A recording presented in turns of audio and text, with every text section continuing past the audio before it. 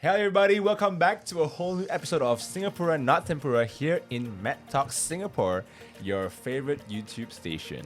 Now today, if you remember from 2 years ago in 2024, there was an amazing, beautiful young lady who was 18 that came onto the show to talk about her medical school journey with her beautiful friend. And actually now, 2 years later, she's back here again from Melbourne to tell us more about how the journey has been so far. And I'm so excited to welcome you to Camelyn! Hi everyone, I'm Camelyn. Yeah, that's Camelyn for I'm you guys! from Monash University and I'm in my third year of medicine now. I'm turning 20 in 2026 and I've been in Melbourne for 4 years.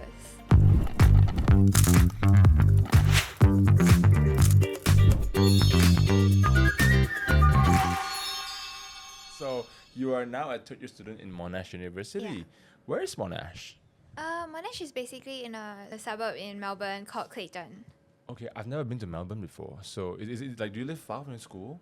It's about 1 hour from the city by car or train. Quite conveniently located. Oh. Yes, there's like everything there. There are trains in Clayton. Melbourne as well. Yeah. How Yeah, there are does- trams as well. I love the trams. You love the trams. Why Yeah. are the trams? Yeah, because the trams are like, there are free tram zones in the city when I used to do college there. But Okay. sadly, at Clayton, where Monash is, we don't have trams. We just have buses that don't ever come on time. Oh my Yeah, which is quite goodness. sad. Do you drive in Melbourne? Yeah, I've been driving since my first year. Wow. So it's my third year driving. Yeah, I How started much- driving when I was 18. How much do cars cost in Melbourne? Oh, so cheap. Really? Yeah, because we don't have that COE thing. So Yeah. I paid about like 20 plus thousand for my car. And it was 20 second plus hand. thousand? Yeah. Like what kind of car is that? Is that an EV or No, it's just a normal hybrid. normal yeah. hybrid? Yeah. That's so cool. So are you a safe driver? Yeah, I've never gotten into any accidents. Hopefully, I don't get into any. You're 20, right? Yeah. Okay. So that's life in Melbourne. Yeah. Is it really like a laid back life or is it pretty tense? I think definitely more laid back than Singapore for sure, because of the work-life balance and all that. I see. Yeah. Wow. And guys, don't ever forget, Camelyn was here 2 years ago, January 2024, before she stepped into Melbourne for school, right? Yeah. And this is like 2 years later. This is the mid product of a med school student. Yeah. Would you call this a glow up? Yeah, I mean, I became more healthy after uni. I started doing Pilates. I started going to the gym, but Sorry, Obviously, it didn't last but long. like more healthy or healthier? got healthier. Healthier. Okay, so you got healthier in uni. Yeah. Like, but why? I think What do you because you're do? staying further from the city, there isn't like all the ice cream shops, all the unhealthy food that's open till late. Okay. But at Clayton, everything closes earlier, so you're kind of forced to stay at home, forced to cook more, not Okay, by okay. choice. Okay, I Yeah. see. So you tried Pilates? Yeah, I really love Pilates, more for the vibes than for the exercise. Oh, Because I like to man. take like mirror selfies. So what I mean, like, have you been like doing it constantly? Yeah, I actually Fitness. do it on ClassPass, so I do it like maybe 4 or 5 times a week, Pilates. Okay. And then I go to the gym as well. Oh, but gym. I do it, I'm like not consistent at all. Oh, how come? Yeah, why because that? when it comes to exam, then I'll lock in for like 2-3 months and I don't leave the house, like that kind of Well, thing. I can feel you there. You know, honestly, when I was studying in SMU also, right, I actually didn't go to the gym. I didn't do any exercise. Like in the 4 months of the school term itself, I'm just studying all the way. Really? Yeah, and honestly, I don't know how like some people can cope so many things during school term itself while trying to stay very competitive in school.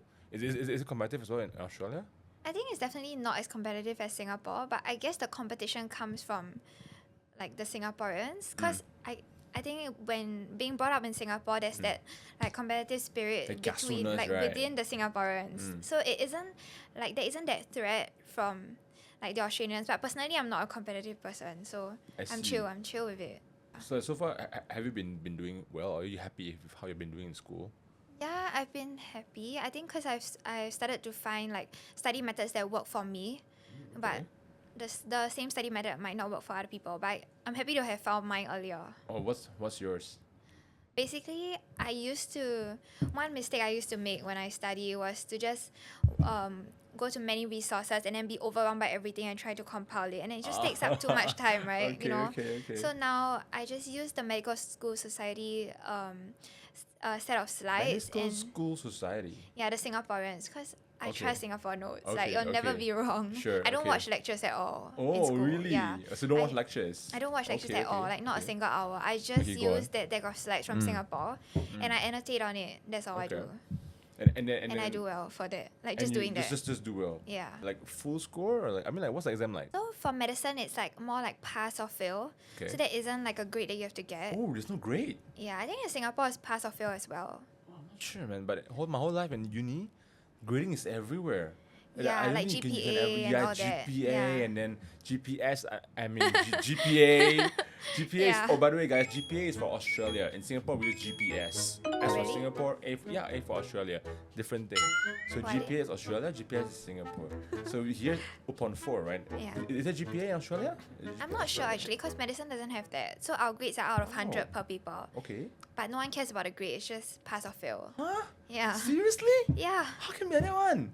Yeah, I think it's That's just so unfair. no. Actually, in Singapore, medicine there's no grade as well. I think, if I'm not wrong. Do you pass beautifully or do you just aim to pass? You know. Obviously, my aim is to do better, but I'm Okay. happy with a pass. But I do better than a pass, of course, But because I actually what's- study. What's the passing score? I think the passing score will be about like 55 Oh, so to it's still 60. 55. Yeah, 55 to 60, depending on like the cohort median. Oh, I see. Yeah. Wow, that's amazing. I didn't know that med school only has a pass and fail. Yeah, but you kind of know where you stand, like in every paper, because you there's a know? box and whisker plot, so you know your percentile.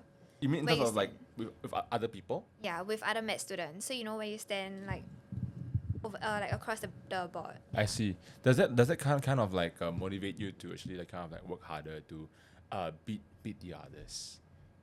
No, actually, I work hard for myself and not to prove it to anyone. I think Okay. that's a very like healthy mindset I started to cultivate only in Melbourne, but not so much in Singapore, because in Singapore it was all about grades for me. I just wanted to be the best. Yes. But when I went to yes. Melbourne, I realized that people were more focused on like improving themselves, like having hobbies, going for competitions and all that, like sports and all that. Yeah, rather Oh, than just okay. trying to fight with other people for the best grade.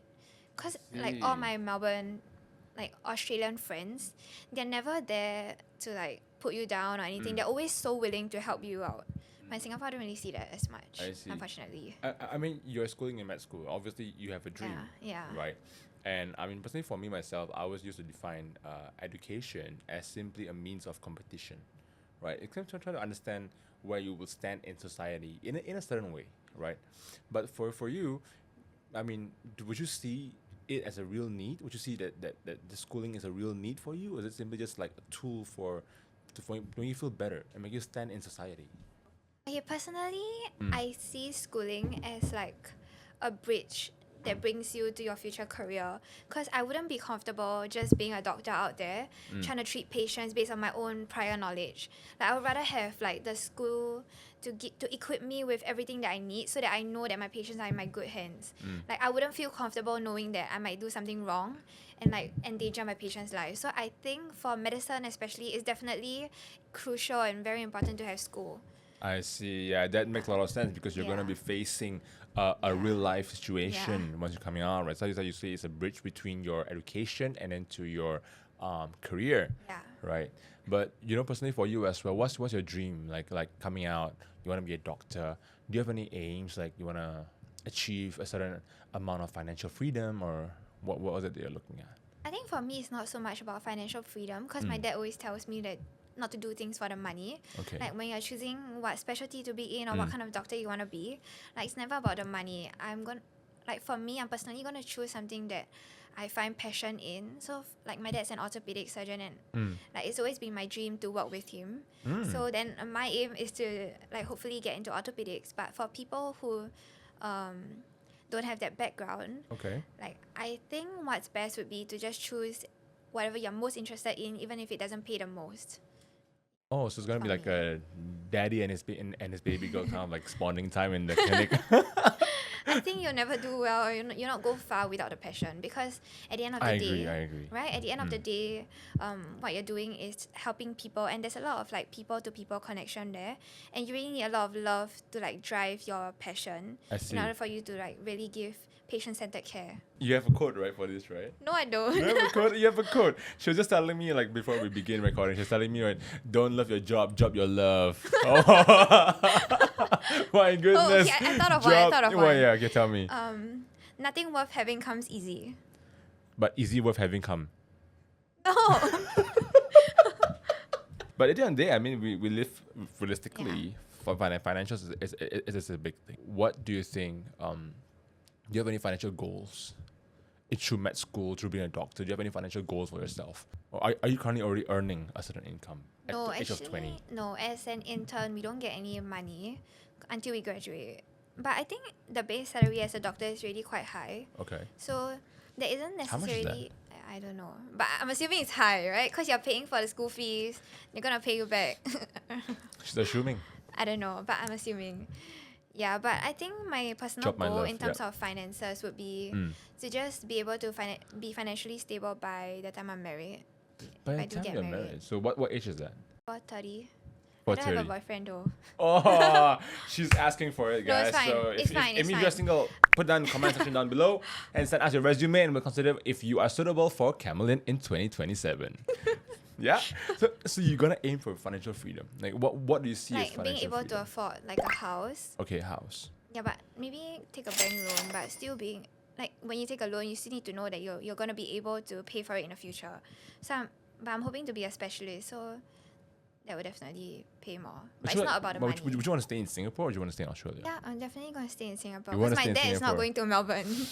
Awesome. So you want to stay in Singapore. So Yeah. would you want I like love Singapore. buy a house in Singapore? Yeah, Which area of Singapore are you looking at? anywhere nice, like near Anywhere mall. nice. Yeah, Near malls. yeah. How about like Woodlands or Yishun? How about you? I think Yishun is suitable for doctors. I think Yishun need more doctors nowadays. Yeah. Yishun, yeah? Should we do Oh, I Yishun? don't really like the place. You don't It's like too Yishun? far. It's too far. Okay, I it's think too maybe far. around here. Somewhere maybe around Mount E. around Mount Elizabeth. Yeah. You guys know where's Mount E, by the way? It's a mountain in Singapore. It's the only mountain in Singapore called Mount Elizabeth. It's a It's really quite short high. mountain. It's short. Is it short? Yeah, it's Then quite it's quite high, I right? think about 19 stories. No, this is like 20 20 stories. 20 stories. Yeah. And what's your full name again? Camelyn Activity C1T. C1Chi. Yeah. Okay, C1Chi. Okay. Miss C1Chi. Actually, what is financial freedom to you? I think it's like being able to afford like housing, being able to afford like all your living expenses without relying on my parents. That's Okay. financial freedom to me. Then after that, after working and getting like a more like higher salary, then financial freedom would change. But or like my financial okay. standards would change. True. Your Yeah. quality of life. Yeah. I want to ask you though, but what if you find something that really just bring you money in a much easier way? I think if you're talking about right after I graduate, if this kind of opportunities come Yeah. at me, I think I'm definitely still going to focus on my path towards being a doctor, even if it pays me less. Because after all, that was the whole reason why I decided to start it in the first place. I think medicine and being a doctor is a job that can't be replaced very easily by any other job, even if it pays more. Like the satisfaction you get from treating your patients and I've actually been through a few shadowings at different hospitals with different doctors, and I've seen how all the patients are always so grateful and so thankful to the doctors who have treated them, and that's the kind of satisfaction I want. And you can't get that satisfaction by earning a lot of money, you know? Wow, she's talking big, guys. Yeah. She's talking like she's already 28 already. You know what? That's really awesome because like, I mean like for me myself, right? Yeah. I talk about financial freedom. I mean, I had my first job in June 2024. Right? I finished school around 2024 January. So I had my first job in June 2024 and it only paid me about 2K per month. 2K SGD per month as a paralegal in Singapore. Like, I mean, that is, Yeah. not very ideal, right? And I thought maybe this is simply the process to go through. I was helping out the lawyers here and there, and then I saw how the lawyers work, and I mean, Yeah. sure, clients were satisfied, they were happy and here and there. Well, but I realized I found a much better loophole, and that changed my whole mindset. Financial game just changes right away. And at this age right now, I've already got my own car. I'm willing to go and pay for my own house and stuff like that. And so I'm wondering, and I can't wait to see how you're gonna play out next time Yeah. when you are having your own job, because Yeah. mine can change. Mine can always change. Yeah, I think it's always easy to we never say know. now that I'm not working yet. Yeah. But as you know, being like a junior doctor, everything is so difficult. On call, staying in the hospital for long hours. Yeah. That could be a reason why people quit and go to like other jobs that pay more easily and pay with higher salaries. But I think passion is the one that drives you with a purpose to do something, right? So I'm hoping that my passion will allow me to stay in the field longer. Oh, again, Yeah. job your love. Don't love your job. Yeah. I understand now. So, Camelyn, you talk about marriage, right? Yeah. Financially free when Yeah. when you're married. Then, but you're still single. Yeah. Would you expect or look forward to having, your husband, your male partner, your male spouse, Yeah. to actually like provide for you and cover financially for you in your life? In my opinion, I think the guy and the girl should still be both financially stable on their own, because I don't really believe in depending on someone, because the someone can leave anytime. And you're not gonna be stranded there, right, as a woman. So personally, I would always make sure that I have enough before I get into anything.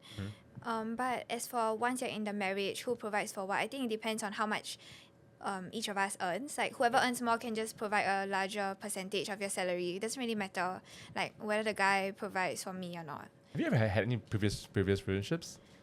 No, Not yet. no. I think her dad's watching this and she's lying, guys. Just honesty. He knows I haven't had any. Really? Yeah. And are you okay with it? Yeah, I'm fine. Like, cause at the end of the day, I'm more focused on my career right now. Like trying to study better. And I don't want anyone to like distract me. And if they're not gonna do Okay. any good in my life, then they might as well just don't come. Right? What if one day you get a man who earns less than you? I think it's fine if he earns less, as long as he's willing to show the drive to want to earn more, or like want to put in effort to be better. Okay. I'm not So- really bothered by the number itself, but rather the effort that he puts in. I see. Must he be a doctor as well? No, I think anything is fine. Anything's fine. What? Okay, industry but there is has the to truth? be. I believe that guys are not gonna be 100. Like everyone has their own ego and pride. Yeah. So a guy would definitely not be 100% comfortable with his woman earning more, because it makes him feel lesser. And I think if he's comfortable with it and he knows that he can confidently accept it that I earn more, then sure, I'm okay. Well, I wouldn't be okay if my girl earns more than. See, that's the problem. A lot of Then- guys are not okay. That's his problem, not mine. Wait, but for me personally, I believe in being a provider, right? Yeah. As the man, you have the responsibility to take care of your family, that you hold and you carry your family on your shoulders. That I will ensure that I give my wife the best life possible. I think that's a very good mindset. But it's hard to Exactly. find nowadays. Right? Really? I think so. Yeah, That's but like all the Chinese Indonesian guys. you know, They're I all was been shocked providers. about that, because like I grew up always believing that as a man for myself, I gotta give my wife the best life possible, a life much better than what her dad ever gave her, right? Yeah. And that is my goal. And so whenever I work, whatever I do in my life, I always think double. So I think Yeah. about me and my wife and my future kids. So I don't just work for myself anymore. I think for my family. I'm 27 now. I gotta think far, right? Yeah. Do you believe in the kind of teamwork kind of dynamic? Yeah, I believe in teamwork. But I think if the guy is willing to provide, that's a bonus, but it's not an expectation.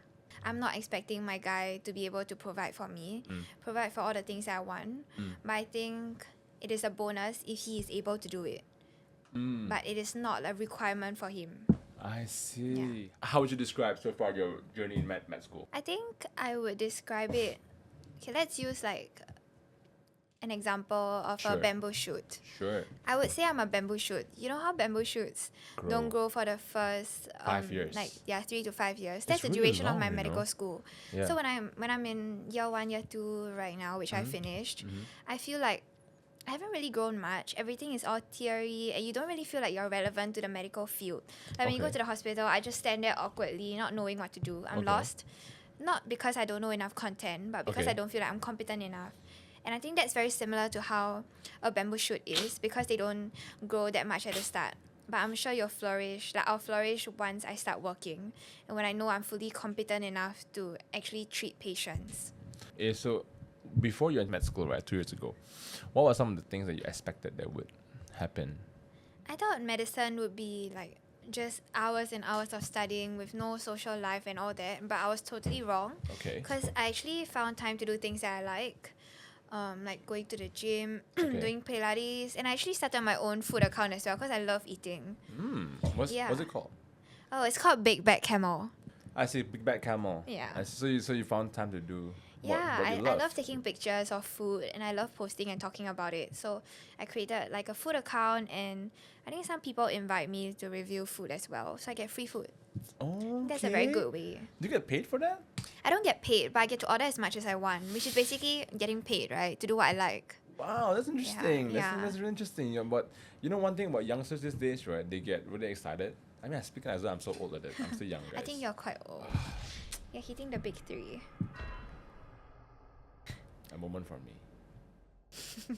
Okay, but anyway, so I think the thing about youngsters these days, right, with Gen Zs Yeah. and even Gen Alphas, right, they get really hype up and excited about doing something, right, Yeah. at the beginning.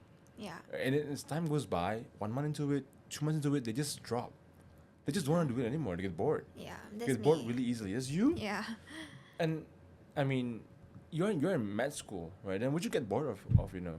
I mean, you I can think say it never you're gets very- boring. It's just too stressful for you to give up on it. Like Oh, it just keeps okay. coming at you, and I remember my most stressful like period Yeah. in my second year of medical school was when we had this thing called OSCEs or APEXs, which is like a clinical examination where you meet patients and you Okay. do some tests on them, and the clinicians will grade you on your performance. Okay. So, like, a culture shock, or rather schooling culture shock that I got from Australia's universities was that they actually care more about the patient-to-patient communication skills rather than your actual skills, your hard skills in dealing with like the exercises that you have to do, like the tests. So personally, I went for this exam and I actually failed because I wasn't confident. The Okay. examiner thought I wasn't confident, that's why I failed even though I did everything right.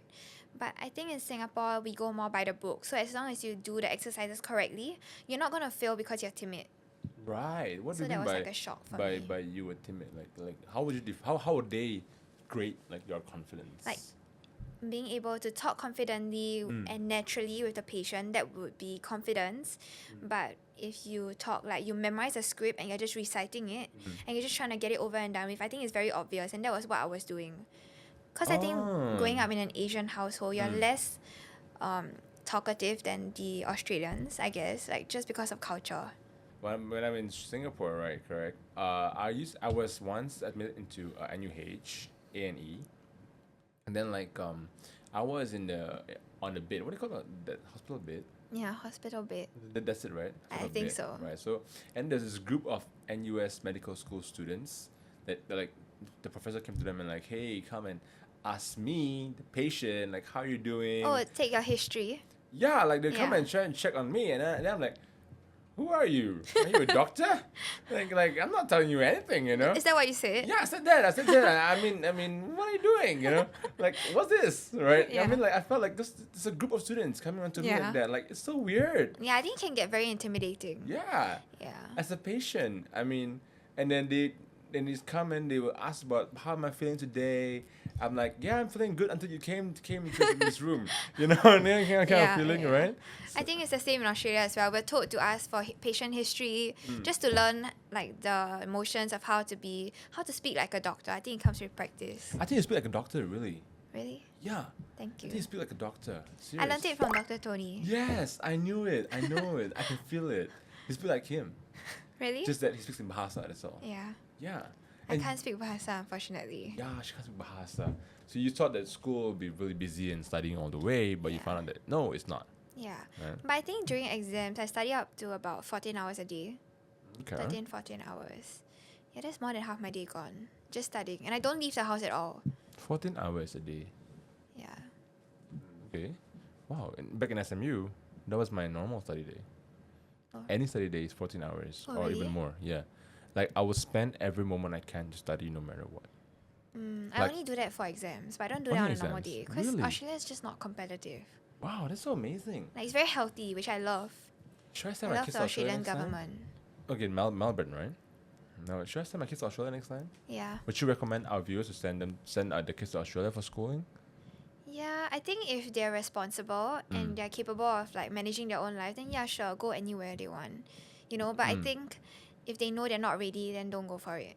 What are some tips about living in Australia that they should take note of? I think you just have to be very independent because if there's nobody nagging at you at home, you're just gonna spend your entire life just rotting at home in bed, playing games and all that. It's not gonna Okay. do you any good, right? Okay. But I think if you're independent yourself, then you can manage your life. Then Australia will be a very good choice because there's work-life balance, and yeah, you get to learn the same content and all that while still enjoying your life. I'm not Okay. saying that Singapore you can't get that, but I personally prefer Australia's study system. But at the end of the day, I would rather live in Singapore. Okay, I Yeah. see it. So you're just gonna Just take their using schooling? Australia for school. Okay, they come in Singapore for Yeah, living. for work. Yeah. Okay, that is fair enough. I wouldn't comment. I wouldn't doubt. Yeah. I'm a Singaporean. I am Singapura by heart, and you are tempura by your brain. Yeah. So I love food. you love food. I agree. We all love good food, right? Yeah. Actually, so we want to ask you, right? So in your time in med school so far, 2 years into med school, which part of it has been the most stressful for you? Like the one that you can remember the most stressful, like wow, damn shag one. I think it's definitely got to be preparing for my written papers while juggling the clinical exams. Like Okay. clinical exams really stress me out because of how confidently I have to speak even when I'm not interested. Okay. Sometimes you don't really know what you're talking about. Yeah. Okay, maybe that's because I didn't study properly. But yeah, that was what really stressed me out because I'm an introvert by nature. Okay. So having to put myself out there and forcing myself to act like I'm confident just so that I'll get a pass. Yeah, that was definitely really stressful while still studying for the written papers. So do you There's overcome just a all lot that? of content. Yeah, I think at the end of the day, when I look back, it's not all that difficult. But just in that moment, the stress is just like hitting me like a truck. I see. Yeah. So just in this moment, But it's all part and parcel of life, I think every degree is difficult. Yeah. I mean, so, if a degree is easy, sign me up. yeah. You get a free degree. Yeah, same. But there's some degrees that are like for sale, right? Huh, It's really? really like for sale. Oh, I didn't know. Yeah. I think medicine is like just comparable to any other degree. I don't think it's harder. Really? Yeah, just because if you're passionate about it, you're definitely gonna do well.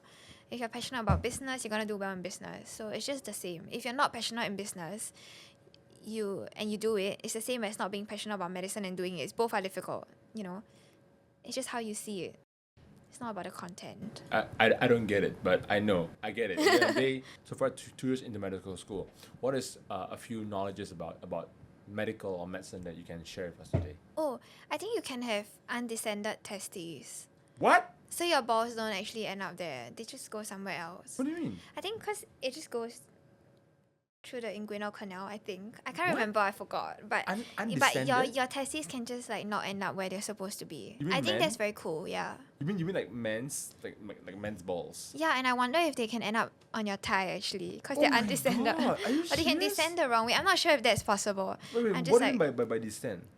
like not it comes from like as a fetus. Yes, You're like small and you don't have like all these limbs. Yes. And then it's supposed to descend down into the pouch, right? Okay, yeah.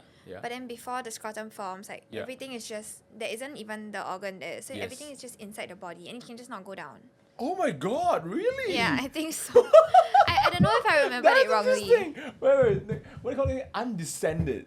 Yeah, And maybe you should search it out. I'm not sure if I'm right because I learned it long ago. okay, and like so it can end up like somewhere else. I think the it body? just end up not being there. I'm not sure if it can go to your thigh, but maybe I think so. How does it live in the thighs? I don't know. Maybe it can't go to your thighs. Maybe I remembered it wrongly. It probably just doesn't end up where it's supposed to be. Just inside your But body. can you fix it? I'm not sure. You don't know, also, but I didn't study it what's the real properly. fact? I never knew about it. Yeah. That is so cool. Or you I can mean, have not like cool, but- female and male genitals together. Well, how? Like, just because you're not formed properly. wait. How do you form male and female gender? You mean in one body? I think there's like XX or XY chromosome, and that Okay, determines your gender, right? Yeah. But I think there's some genetic factors that change while you're developing, and then you just end up with both. I never knew about this kind of thing. This is so cool. Okay, name me one more. Like give us one more. Oh, this is like a super lame. But what's the largest cell in the body? Do you know? Cell. What's the largest cell? White blood cell. No, it's actually the egg. The what? The egg. Female eggs. Ovary. Eggs. No, it's not a cell. It is. Ovary is not a cell. The eggs, not it's the not ovaries. The eggs. Oh, so ovary is the organ that organ, right? produces the ovary. What do you call it? The organ that produces the eggs. The It's called ovum. eggs? Ovum. The ovum. Wait. Eggs Cell are bigger? Egg is a cell? Yeah. With a nucleus? Yeah, I think so. Egg is a cell? No, I don't think so. Yes. Egg is I a think cell. egg is the largest cell. Okay, and then that's it? Yeah. I thought there's nothing more to it. No. But I guess you didn't know, so you learned something today. Okay lah, that's not very interesting lah, but okay lah, can sure. So, egg is the largest cell in the body. Yeah. Maybe you can tell our viewers here, right? Maybe for those maybe who wanna really consider going to med school next year or this year or whatever it is, tell them like what does a day in your life in Australia med school look like? So day in the life. So currently I've only been through my preclinical years, which means I don't go to the hospitals yet. But I can just speak for Monash. So the day in my life is actually very simple. We have lectures all online, recorded, so you can do it at your own time, own pace. So it's really on you to just be Wow, responsible. really, ah? That's why I don't watch it. My goodness. Yeah, but it's because I found better resources. Okay. But yeah, so we go to school for about 2 to 4 hours a day only. Okay. And it happens about 3 to 4 times a week. Okay. So classes are 3 to 4 times a week, 2 hours each time. And then we have anatomy labs where we dissect bodies and learn more by looking at the actual cadavers, which are dead people who have donated their bodies to us.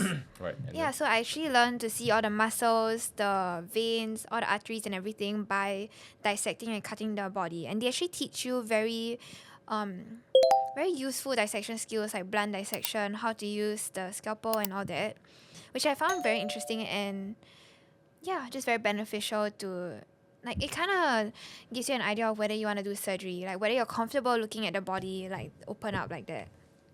So yeah, personally, I'm not affected by how the brain looks, for example, but I know of people who just gag at the sight of it. So it really depends on your interest. Yeah, that was my favorite part of my preclinical years. Other than that, there are many societies in Monash for you to join, like Medical School Society for Singapore, which I'm in. And then I personally joined like the publicity team for that because I'm into social media. Yeah, that's about it. You know, I Day mean, in my life. being far from home, right? Do you ever feel lonely? At the beginning of my journey in Melbourne, Yeah. I used to think it was all fun and all that, just Okay. shits and giggles. But I think as I started to move through the years in Melbourne, maybe when I reached my 3rd year in Melbourne, Okay. then I started to feel a bit more lonely because I realized that family isn't there. And sometimes, you know, your friends have their own partners and then they're just doing their own things. Yeah, you can't expect someone to be there for you all the time, but your family will always be there. That's why I want to come back. I mean, like during the holidays, or During the holidays, I'll come back. you come back for sure, right? Yeah, I'll come back for sure. I mean, like being a international student, definitely, like even like those who are schooling in Singapore, they'll fly back to Indonesia when during it's time for Yeah. holidays, right? Naturally speaking, right?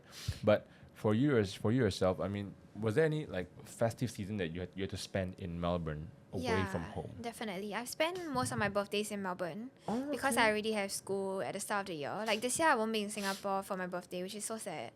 And then Chinese New Year will be in Melbourne. in Melbourne. Yeah, April Fools Kung in Si Fa Melbourne. Chai. So fun. I love April Fools in Melbourne. Oh, really? Is it I fun? prank my friends. Is it good in Melbourne? Yeah, no, it's like nothing much. It's just my own thing. Okay, 'Cause, okay. Yeah, I like to joke around. And then Halloween in Melbourne is fun. We don't really do it in Singapore. Yeah. But there are a lot of Halloween parties, like house parties in Melbourne. Yeah, basically all the big events, especially like the more westernized events, they're really fun in Melbourne. But it's quite sad when you have to celebrate like Deepavali, Chinese New Year, all that, like the more Asian things.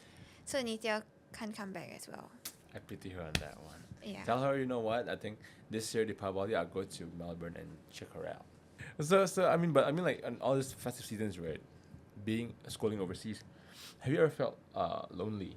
You know, in a way, like Yeah, on your definitely. birthday.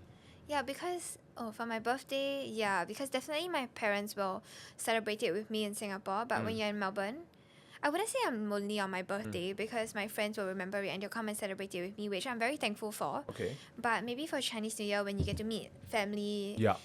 like I normally fly to Indonesia to see my family as Yeah. well. But it's just very sad when I can't see like my cousins Mm. or just celebrate it with my grandparents. Mm. Yeah, because in Melbourne we don't really care about Chinese New Year because normally Chinese New Year is about like paying respects to your elders, Yeah. but there's no really there isn't really that elder thing Yeah, in yeah. Melbourne. So just a regular day for me. But as in, like, how about your friends in Melbourne? Do they also go back to their home countries during They wouldn't Chinese go New back Year? for Chinese New Year because that's when school first starts. So they will all be in Australia for. Yeah, I think that's like not being able to go back for Chinese New Year is more Mm. relevant to clinical years because we Mm. start the year earlier. Okay. But for the preclinical years in year 1 and 2 of medical school or university in general, we start a bit later Mm. at the end of Feb. That's after Chinese New Year. Okay. Yeah. I see. All right, that is the part about being lonely overseas. So I'm glad to know that, living overseas, you make friends, right? But are there any people out there who couldn't really make friends in I am Australia? sure there's someone for everyone, Like Mm. normally you hang out with people who have the same vibe as you, Mm. but yeah, so there's definitely someone for everyone. Maybe you can't expect everyone to like you, Okay. but I'm sure you'll find your group. For yourself, Camelyn, as you say that you still miss home, Yeah. at moments where you feel lonely in Australia, honestly, I mean, like, if you had a chance to redo everything and pick a school in Singapore, would you have done so? No, I would have still went to Australia because I did an accelerated pathway. So I would have graduated from medicine when I'm 22. Mm. That's really young for Mm. like a student, right? Like Mm. graduating at 22 for a Yeah. Singaporean. Yeah. So I actually did only 1 year of college and then I jumped right into medical school in January the following year. Yeah. So that would not have been possible in Singapore because Mm. you can't skip grades in Singapore. So yeah, I'm very thankful for like having the opportunity to study in Australia just because I can start everything earlier. So I can retire earlier as well. Wow, fantastic. Yeah. Retirement. You talking about Yeah. retirement? You haven't I can't even wait to retire. graduated. I She's just don't want to work. truly jobbing her love. I can totally Yeah. understand that. Okay, Yeah. but in a way, what difference have you seen in yourself? Let's say in your character development, in your own psychological development, in the past 2 years. I think it's definitely taught me to be a lot more independent and more wise in a sense, like making decisions. You can't just randomly like spend money expecting your parents to pay for it Mm. when you're overseas because everything you're just on your own. Yeah, so it's definitely got me to like really treasure everything that I have Mm. because nothing comes easy. I think when I'm in Singapore, I tend to be more pampered, but when I'm Mm. in Australia, I really learn that having that freedom comes with a lot of responsibilities as well, which wouldn't like that. Those lessons won't come when you're in Singapore. It doesn't come as easy. That is so cool. So now you're more independent, you're more confident, Yeah. you're more developed as a person. Yeah. Would you say you're more proud of yourself? Yeah, I guess. Like, I guess with hard work, then you Mm. get more achievements, and then that's why you're proud of yourself. I'm thankful that I work hard. I think I work hard for everything that I have. So, Awesome. yeah. Amazing. Wow. Even I'm proud of you from a distance, from Singapore. Thank you. Yeah. So I mean, in the past 2 years as well, right? Besides going to med school, what other skills have you picked up? I think I've picked up a lot of people skills, like learning from my Australian friends. Mm. Like, just seeing the way they speak so confidently. Mm. I think that has helped me to speak more confidently myself as well, which is very important in like working life and just like as you grow older, it's more about speaking to other people rather than letting your parents speak for you. Mm. You know, Mm. I think that's one Okay. important thing that I'm very thankful that I've learned in Australia. Other things that I've learned would just be like just very I got a random life skills, Mm. Like Yeah, saving CPR, doing no. CPR. Oh, CPR. I thought Yeah. yeah. CPR. I've learned it as well. Okay. Yeah. So you learn some random skills here and there. Yeah, Can you cook? yeah. I can cook, but it's not very good. I don't think anyone would want to eat it, but I don't mind eating it. I eat think- healthy. Okay. Yeah. Fair enough. So honestly, one other thing is this, right? If you could start med school all over again, what would you do differently? I would definitely be more consistent. Okay. I think just because I study better when I'm under pressure, I tend to start a bit later, which means I cram a lot of knowledge at once. okay. But that's because I memorize quite fast as well, so it happens to work for me. Okay. But I think in the long run, when the content just gets overwhelming, that wouldn't work anymore. I see. It's easy to cram now, but not in the future. I see. Yeah. One thing I think for me that I've learned is that life is a bit more TBC, right? What's the biggest lesson that you have learned so far that you wish our viewers out there would learn as well? As I've said just now, nothing worth having comes easy. I think that's the biggest lesson. Because, Okay. you can, if you always take the easy way out, you wouldn't get the success you want. You would just get that temporary success, which isn't like grounded enough to gain you what you want long term. So I think really working hard is the key to getting what you want. Okay. Or working smart. But either ways, there has to be some kind of effort being put in to get something very meaningful. Because everything that's easy to get doesn't require effort. Same. But what you want is what's difficult. Same like when you get a boyfriend or get a Yeah. girlfriend, right? Yeah, if you just go out there on the street, sure, you can get anyone. But if you want something that's of good quality, then you have to put in more effort, like be better yourself. Oh, Yeah. man, that sounds like a test, gentlemen. Yeah. The race is on. Camelyn for 2027 is up for grabs. Shall we have that 2027? A real boyfriend for you? Maybe on the next podcast, I'll let you know. Okay, in next 2 years. Yeah. In 2028. Yeah, 2028 when I graduate. That's when you graduate, Yeah. right? Your 2 Yeah. years passed so fast, Camelyn. Yeah. I can't believe it. Like I felt like it was just yesterday that we sang Baby with Nitinaya. Nitya. Yeah. And it just felt like it just flew by like that. Yeah. Right? And you did lose weight as well from Australia, Yeah. right? Because I started to like care more about my health and all that. Really good. Yeah, stay like this. Stay perfect. Stay glorious. Stay slaying. Yeah. Don't add Slay. more weight. Oh, Yeah. slay. So Gen Z. I'm still millennial. Yeah. Boomer. No, I'm not. I think you're a baby boomer. I'm a baby boomer. I'm a baby boomer. Baby tiger, maybe. But anyways, Camelyn, that was so nice and so heartwarming to hear from you and to hear from you back from 2 years.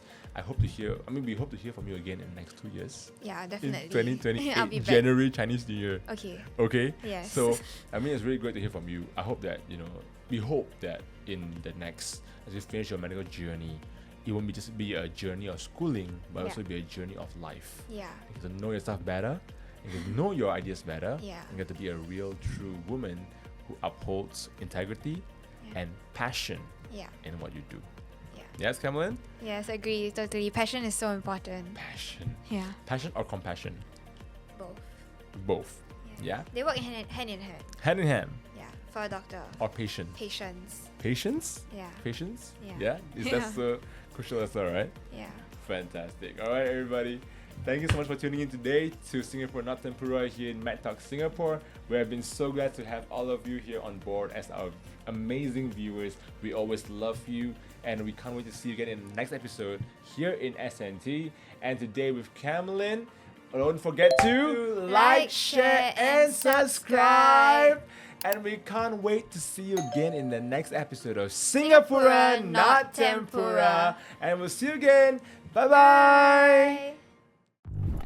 Bye.